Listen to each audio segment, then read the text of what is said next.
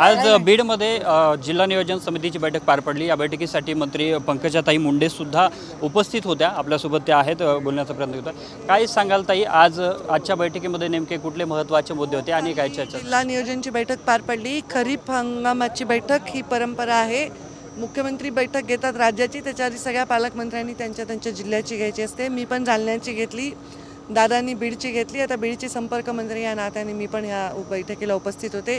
जिल्हा नियोजनचा खर्च कसा असावा, बीड जिल्ह्यामध्ये नवीन काय गोष्टी व्हाव्या, एअरपोर्ट कुठे व्हावं, त्याचबरोबर कुठल्या नवीन टेक्नॉलॉजी किंवा IIT अशा कुठल्या गोष्टीच्या संदर्भात देखील चर्चा झाली आणि खूपच विस्तृत आणि खूपच चांगली बैठक झाली।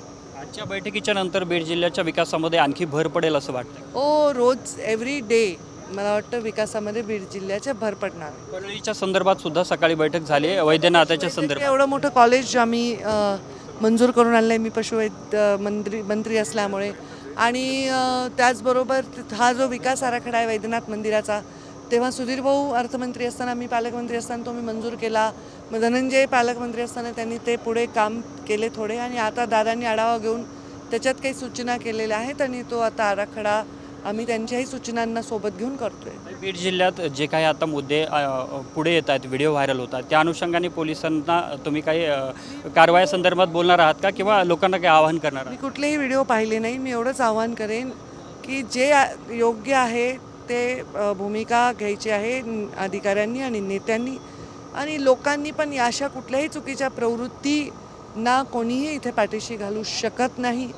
फक्त त्याच्यामध्ये कुठलाही वेगळा रंग लोकांनी पाहू नये, एवढीच माझी अपेक्षा आहे। धन्यवाद। आपल्यासोबत मंत्री पंकजाताई मुंडे होत्या। त्यांनी ज्या काही बीड जिल्ह्यामध्ये घटना घडत आहेत त्या सर्व घटनांना वेगळ्या रंगाने पाहू नये अशा प्रकारचं आवाहन केलेलं आहे। तर दुसरीकडे आजच्या ज्या बैठका झाल्या या अतिशय सकारात्मक झाल्या असून बीड जिल्ह्यातील विकासाला चालना मिळेल असा देखील विश्वास आणि त्यांनी व्यक्त केलेला आहे। कॅमेरामन विनोदसह मी अशोक काळकुटे, TV9 मराठी, बीड।